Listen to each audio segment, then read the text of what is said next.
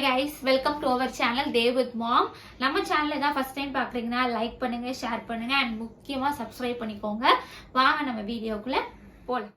நம்ம இன்னைக்கு என்ன வீடியோ பார்க்க போறோம் அப்படின்னு பார்த்தீங்கன்னா, ஒரு எமோஷனலான ஒரு இன்சிடென்ட் உங்க எல்லார்கிட்டையும் ஷேர் பண்ணணும் அப்படின்னு ஆசைப்படுறேன். ஒரு சிஸ்டர் வந்து கேட்டிருந்தாங்க, இந்த மாதிரி தேவ் குட்டிக்கு நீங்கள் பர்த்டே செலிப்ரேட் பண்ணீங்களா, அதாவது ஃபர்ஸ்ட் பர்த்டே நல்லா கிராண்டாக செலிப்ரேட் பண்ணீங்களான்னு. பட் நான் அந்த கமெண்ட்க்கு ரிப்ளை பண்ணல. பட் இப்போ நான் அவங்க எல்லாருக்குமே ரிப்ளை பண்ணுறேன். எனக்கும் ரொம்ப ரொம்ப ஆசை. ஏன்னா எல்லா தாய்க்கும், எனக்குன்னு இல்லை, எல்லா ஒரு அம்மாவுக்கும் ஒரு தாய்க்கும் வந்து நமக்கு ஃபஸ்ட்டு குழந்தை பிறக்க போது அப்படின்னா ஒரு எக்ஸைட்மெண்ட், ஒரு புத்துணர்ச்சி கண்டிப்பாக இருக்கும். வயிற்றில் இருக்கும் போதே நம்ம இந்த பேர் வைக்கணும், இந்த ட்ரெஸ் போடணும், இப்படி கிராண்டாக வந்து செலிப்ரேட் பண்ணணும், இந்த ஸ்கூலில் சேர்க்கணும், நிறைய நம்ம கனவுகள் காணுவோம். எல்லாருமே அப்படிதான். முக்கியமாக பர்த்டே வந்து இப்படி செலிப்ரேட் பண்ணணும், அவங்கள கூப்பிடணும், இவங்கள கூப்பிடணும், அவங்களுக்கு இப்படி ட்ரெஸ் பண்ணணும் அப்படின்னு கூட நினைப்பாங்க. பொண்ணாக இருந்தாலும் சரி, பையனாக இருந்தாலும் சரி, நம்ம வந்து அந்த யோசனைகள் வந்து அந்த தாட்ஸ் எல்லாமே அந்த குழந்தைய சுற்றியே இருக்கும். நிறைய வந்து முன்னாடியே வந்து நம்ம பிளான் பண்ணி வச்சுருப்போம். ஸோ அந்த மாதிரி தான் எனக்கு கொஞ்சம் சின்ன சின்ன ஆசைகள்லாம் நிறைய இருந்துச்சு. நார்மலாக வந்து ஒரு பர்த்டே செலிப்ரேட் பண்ணுவாங்க எல்லார் வீட்லேயுமே. ஃபஸ்ட்டு பர்த்டே வந்து எப்போவுமே கிராண்டாக தான் செலிப்ரேட் பண்ணுவாங்க. பட் எனக்கு என்னமோ அது கொடுத்து வைக்கலன்னு நினைக்கிறேன். ஏன்னா தேவ்குட்டிக்கு என்னால் ஒரு பர்த்டே வந்து செலிப்ரேட் பண்ண முடியல. ஏன்னா அவரோட கண்டிஷன்ஸ் வந்து உங்களுக்கு நல்லாவே தெரியும். ஸோ அப்படி ஒரு கண்டிஷனில் ஒரு பர்த்டே செலிப்ரேட் பண்ணுமா அப்படின்னு எனக்கு தோணுச்சு. வீட்டில் எனக்கு மட்டும் இல்லை, வீட்டில் எல்லாருக்குமே தோணுச்சு. பட் ஆனால் வீட்டில் வந்து எல்லாரும் என்ன சொன்னாங்கன்னா, நம்ம கிராண்டாக பண்ண வேண்டாம், கிராண்டாக பண்ணணும்னு அவசியம் இல்லை, பட் வீட்டில் வந்து ஒரு குட்டியாக ஒரு கேக் வாங்கி கட் பண்ணிடலாம் அப்படின்னு தான் எல்லாருமே வந்து ஒரு யாருமே வந்து சோர்வாக இல்லை, யாருமே வந்து வருத்தப்படல, எல்லாருமே மோட்டிவேஷனலாக தான் இருக்காங்க. யாருமே எனக்கு அகெயின்ஸ்டாக இல்லை, யாருமே வந்து ஒரு ஃபீலிங்காக அந்த மாதிரி யாருமே கிடையாது. எல்லாருமே ஒரு நல்ல இதுவாக தான் இருக்காங்க, ஒரு சப்போர்ட்டிவாக இருக்காங்க. ஸோ அவங்க வந்துட்டு சொன்னபோது பட் அவன் ஃபர்ஸ்ட் நான் வந்து பிக்ஸை ஷேர் பண்ணுறேன், ஃபோட்டோ உங்களுக்கு ஷேர் பண்ணுறேன். ஒரு 2-3 ஃபோட்டோ இருக்குது, அவ்வளோதான். அப்போ எடுத்தது ஒரு 2-3 ஃபோட்டோ மட்டும் என்கிட்ட இருக்குது. கண்டிப்பாக நான் வந்து உங்களுக்கு ஷேர் பண்ணுறேன். ஃபஸ்ட்டு பர்த்டே கேக் வந்து அந்த கேக் என்ன கேக்குன்னு பார்த்தீங்கன்னா, ஒயிட் கலரில் ஒரு குழந்தை, பிறந்த குழந்தையோட ஃபோட்டோ இருக்கும், சுருண்டு படுத்த மாதிரி. ஸோ அந்த குழந்தையோட ஃபோட்டோ போட்டு தான் நாங்கள் கேக் வாங்கியிருந்தோம். ஃபஸ்ட் டைம் அவரால் நிற்கவே முடியாது. நிற்க முடியாது மீன்ஸ் அவன் ஆக்சுவலி படுத்த படிக்கையாக தான் இருக்கான். நம்மளா ஒருத்தங்க வந்து பிடிக்கணும், இடுப்பு பிடிக்கணும், காலை பிடிக்கணும், அதை நிற்க வைக்கிறதுக்கு அவ்வளோ அழுக அழுவான். ஃபோட்டோ பிக்கில் கூட நான் ஷேர் பண்ணுறதுல பார்த்தீங்கன்னா அப்படி ஒரு அழுகையோடு தான் அவன் நிற்பான். அது வந்து எனக்கு கொஞ்சம் ஒரு மாதிரி இருக்குது. எனக்கு ரொம்ப ஆசைங்க, பர்த்டே செலிப்ரேட் பண்ணணும், கிராண்டாக பண்ணணும், எல்லாரையும் கூப்பிடணும், அந்த மாதிரி பண்ணணும்னு எனக்கு ஆசை. பட் அது நடக்கலை. இதுக்கப்புறம் நம்ம அப்படி பண்ண முடியாது, அவரும் வளர்ந்துட்டாரு. ஆனால் எனக்கு இப்போ வந்து என்னன்னா, நம்ம அப்போ பண்ணியிருந்தா தேவுக்கு வந்து தெரியாது, ஓகேவா? இப்போ நம்ம தேவுக்கு இல்லை, நார்மல் குழந்தைகளுமே ஒரு வயசுல கேக் கட் பண்ணா அதுங்களுக்கு என்ன தெரிய போகுது, நமக்கு தான் கட் பண்றாங்களானே அதுங்களுக்கு தெரியாது, அவங்களுக்கு தெரியாது. அதுவே கொஞ்சம் வளர நம்ம கட் பண்ண ஆரம்பிச்சோம்னா அவங்களுக்கு ரொம்ப சந்தோஷமா ஃபீல் பண்ணுவாங்க. எனக்கு என்ன தோணுச்சுன்னா, இப்போ அவங்களுக்கு விவரம் தெரிஞ்சு என் பர்த்டேக்கு கேக் கட் பண்ணுவாங்க அப்படின்னு அவங்களுக்கு தெரிய வருது தெரியுமா? ஒரு 3 வயசுல ஓரளவுக்கு தெரியும். அந்த 3 வயசுல அவங்களுக்கு கிராண்டா பண்ணா நல்லா இருக்கும் அப்படின்னு எனக்கு தோணுது. இனிமே வர ஜென்ரேஷன்ஸ் வந்து ஃபர்ஸ்ட் பர்த்டே அவ்வளோ கிராண்டா செலிப்ரேட் பண்றதுக்கு பதிலாக ஒரு 3 வயசுல அவங்களுக்கு செலிப்ரேட் பண்ணா அவங்க வந்து ரொம்ப சந்தோஷமா ஃபீல் பண்ணுவாங்க. சொந்தக்காரங்களாம் வந்து அவளுக்கு கிஃப்ட் கொடுக்கும்போது, அவளை விஷ் பண்ணும்போது ரொம்ப ஹாப்பியா ஃபீல் பண்ணுவாங்க.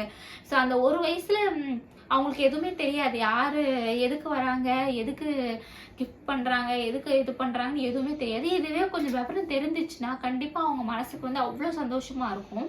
அண்ட் அவங்களுக்கு அது புரிய வரும். அண்ட் அந்த சோஷியல் கம்யூனிட்டி வந்து பில்ட் ஆகும்.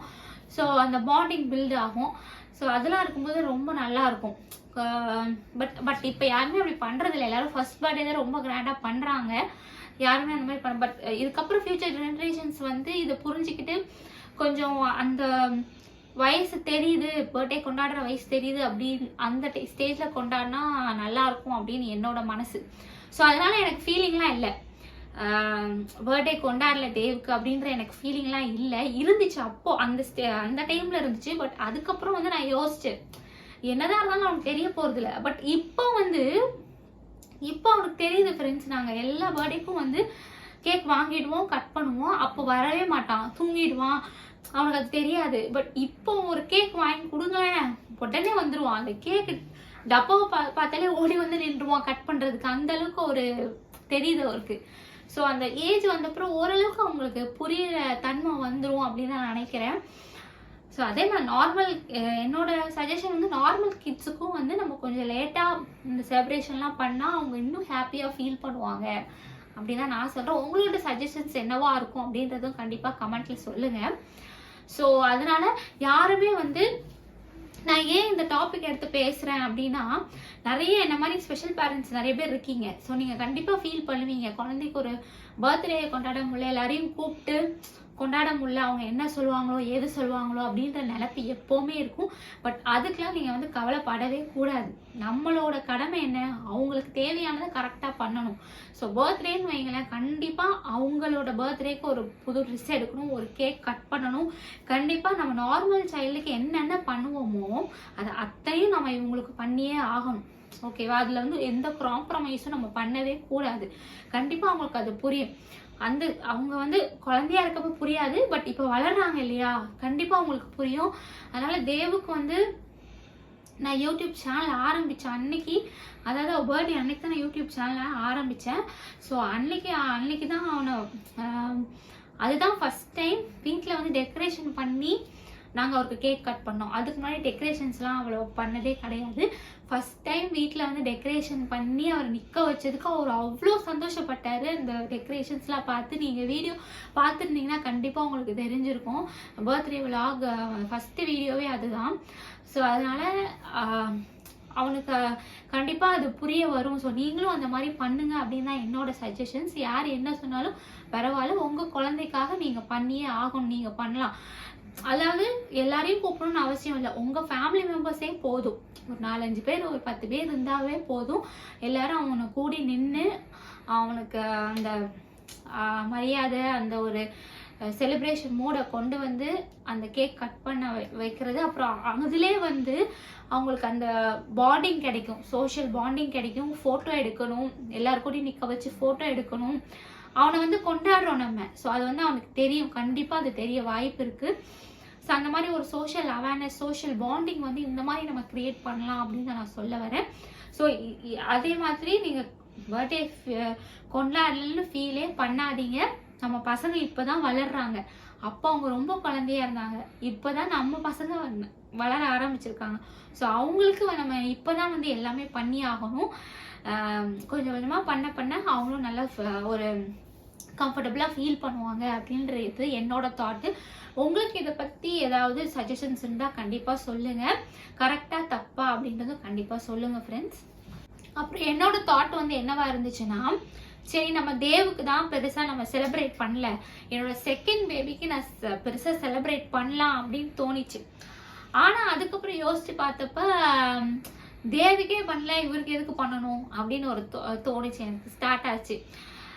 அந்த தாட் வந்ததுக்கப்புறம் ஆக்சுவலி அவனோட பர்த்டே அப்போ நாங்கள் இங்கே இல்லவே இல்லை. என் செகண்ட் பையனோட பர்த்டே அப்போ ஃபேமிலியோடு இல்லை, எனக்கு ஏதோ ஒரு சர்டிஃபிகேட் அப்ளை பண்ணுறதுக்காக ஊருக்கு போயிட்டேன். அந்த டைமே வந்து வீட்டில் யாரும் பேச மாட்டாங்க. ஸோ சின்ன பையன் பிறந்து ஒரு 6 மாதம் கழிச்சு தான் எங்கள் அம்மாவே லைட்டாக பேசினாங்க. ஸோ அந்த டைமும் யாருமே பேச மாட்டாங்க. ஸோ அந்த டைம் நான் என்னோட ட்வின் பிரதர் வீட்டில் தான் இருந்தேன். ட்வின் பிரதர் வீட்டு அப்போ என்னோட ட்வின் பிரதர் மட்டும் என்கிட்ட பேசுவான். அவன் தனியாக வந்து இருந்தான், மதுரையில் இருந்தான். ஸோ அப்போ வந்து என்னோட காலேஜ் சர்டிஃபிகேட் வாங்குறதுக்காக மதுரைக்கு போயிருந்தேன். ஸோ அங்கே வச்சு தான் இவருக்கு பர்த்டே வேற அமைஞ்சிருச்சு, என்னோட செகண்ட் சன்னுக்கு. அந்த டைம் தான் பர்த்டே அமைஞ்சிருச்சு. ஸோ அவன் பர்த்டேக்கு சுத்தமாக எங்கள் வீட்டில் அவன் பர்த்டே அன்னைக்கு நாங்கள் ஊரில் இருக்கோம். நானும் அவன், என்னோட ட்வின் பிரதர், என்னோட அண்ணி, அவ்வளோதான், 4 பேர் தான். பக்கத்து வீட்டில் ஒரு அக்கா இருக்காங்க, ஸோ அவங்க வந்திருந்தாங்க. அப்புறம் என்னோட சொந்தக்காரங்க அந்த சைடில் இருந்தாங்க. ஸோ அவங்க ஒரு 2-3 பேர் வந்திருந்தாங்க. அவ்வளோதான். வீட்டில் ஃபேமிலி முக்கியமான நம்ம ஃபேமிலிஸே அங்கே இல்லை. ஸோ அது வந்து எனக்கு கொஞ்சம் கஷ்டமா இருந்துச்சு அந்த டைம். என்னன்னா நம்ம நினைச்சது வந்து தப்பாயிடுச்சு, ஒரு நெகட்டிவா நம்ம நினைக்கவே கூடாது அப்படின்னு எனக்கு அப்போ ஒன்று தோணுச்சு. நான் என்ன நினைச்சேன், இவனுக்கே பண்ணலாம், அவனுக்கு எதுக்கு பண்ணணும்னு நினைச்சது தப்பு. ஏன்னா செகண்ட் பேபியா இருந்தாலுமே அவனுக்கும் ஆசை இருக்கும் இல்லையா, அவனுக்கும் செலிப்ரேட் பண்ணணும் ஆசை இருக்கும் இல்லையா.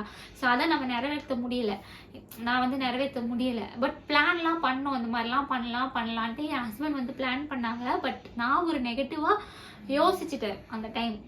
எதுக்கு பண்ணணும் அப்படின்னு யோசிச்சது டோட்டலா அது வந்து நடக்காமலே போயிடுச்சு. அவனுக்கு வந்து கிராண்டா பண்ணவே இல்லை.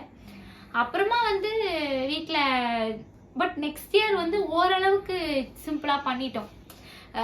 அதாவது ரொம்ப கிராண்டா வந்து எல்லாரையும் கூப்பிடல, ஃபேமிலி மெம்பர்ஸ், பட் பக்கத்துல அக்கம் பக்கம். ஸோ அதுவே நமக்கு ஒரு கூட்டம் ஆயிரும். ஸோ அப்போ வந்து நிஷ்வினுக்கு வந்து செலிப்ரேட் பண்ணோம். தேவுக்குமே வந்து ஒரு செகண்ட் பர்த்டேவோ தேர்ட் பர்த்டேவோ வந்துட்டு கொஞ்சம் நல்லாவே பண்ணோம். பரவாயில்ல, இட்ஸ் ஓகே. நான் தூக்கி தான் வச்சிருந்தேன் அவரை. எனக்கு வந்து அப்பவே கொஞ்சம் ஒரு தைரியம் வந்துருச்சு. பரவாயில்ல, யார் என்ன கேட்டா என்ன அப்படின்ற மாதிரி எனக்கு ஒரு தைரியம் வந்துருச்சு. ஸோ வீட்டில் எல்லாருக்குமே சப்போர்ட் பண்ணுறப்போ நமக்கு என்ன அப்படின்ற ஒரு தாட் இருந்துச்சு. ஸோ அப்போ வந்து தேவுக்கு ஒரு தேர்ட் பர்த்டே வந்து நல்லாவே நாங்கள் செலிப்ரேட் பண்ணோம். அதே மாதிரி தான் நிறைய பேர் கூப்பிடல, ஃபேமிலியே வந்து அக்கம் பக்கத்தில் இருப்பாங்க, சொந்தக்காரங்க இருப்பாங்க. ஸோ அந்த மாதிரி சென்னைக்குள்ளேயே கொஞ்சம் பேர் வந்து கூப்பிட்டு வந்துட்டு நாங்கள் பண்ணோம். ரொம்ப சிறப்பாக போச்சு. ஸோ இந்த வீடியோ நான் ஆக்சுவலி ஷேர் பண்ணதுக்கு காரணம் வந்து யாருமே வந்து பர்த்டே கொண்டாடாமல் இருக்கக்கூடாது, யாருமே வந்து குழந்தைக்கு பர்த்டே கொண்டாடாமல் இருக்கக்கூடாது, ஒரு டவுனாக ஃபீல் பண்ணக்கூடாது. மோட்டிவேஷனலாக நீங்கள் எடுத்துக்கிட்டு யார் என்ன சொன்னாலும் காதில் வாங்காமல் உங்கள் குழந்தைக்கு நீங்கள் பர்த்டே செலிப்ரேட் பண்ண போகிறீங்க. வேற யாருக்கும் இல்லையே, நம்ம பெற்ற குழந்தைக்கு நம்ம பண்ண போகிறோங்க. யார் என்ன கேட்டால் என்ன, அதை பார்த்துக்கலாம். நீங்கள் ஸ்ட்ராங்காக இருங்க. அவனுக்கு அது பிடிக்கலனாலும் பரவாயில்ல, அவன் ஃபர்ஸ்ட் டைம் அழுவான், செகண்ட் டைம் அழுவான், தேர்ட் டைம் சரியாயிடுவான். அந்த இதுக்கு வந்து என்ன சொல்லுவான், அதுக்கு வந்து கோஆப்ரேட் பண்ண ஆரம்பிச்சிருவான். ஓகேவா? அதனால அதை வந்து ட்ரை பண்ண கண்டிப்பாக வந்து மிஸ் பண்ணிடாதீங்க. பர்த்டேஸ் கண்டிப்பாக செலிப்ரேட் பண்ணுங்க. ஸோ இந்த வீடியோ உங்களுக்கு பிடிச்சதுனா லைக் பண்ணுங்க, ஷேர் பண்ணுங்க, முக்கியமாக சப்ஸ்கிரைப் பண்ணிக்கோங்க. எனக்கும் தேவ் குட்டிக்கும் எனக்கும் ஒரு சப்போர்ட்டிவாக இருங்க. ஆக்சுவலி அவர் தூங்கிட்டாரு. எப்போவுமே வீடியோவில் வந்து பேசும்போது ஒன்று தூங்குறாரு, இல்லை வந்து ஸ்கூலுக்கு போயிடுறாரு அப்படின்னு நீங்கள் நினைப்பீங்க. பட் எனக்கு வேறு வழியே இல்லை. நான் வந்து இப்போ அந்த டைம் தான் என்னால் வந்து வீடியோ பேச முடியுது, அப்படியே அமையுது. இந்த வீடியோ உங்களுக்கு பிடிச்சதா லைக் பண்ணுங்கள், ஷேர் பண்ணுங்கள், அண்ட் முக்கியமாக சப்ஸ்கிரைப் பண்ணிக்கோங்க. அண்ட் நம்ம தேவ்குட்டியோட பிக்ஸ்லாம் நான் வந்து ஆட் பண்ணியிருக்கேன், பாருங்க. இந்த பிக்ஸ்லாம் உங்களுக்கு பிடிச்சிருக்கா இல்லையான்னு கண்டிப்பாக கமெண்ட்டில் சொல்லுங்கள். ஓகேவா? Bye bye, see you, good night.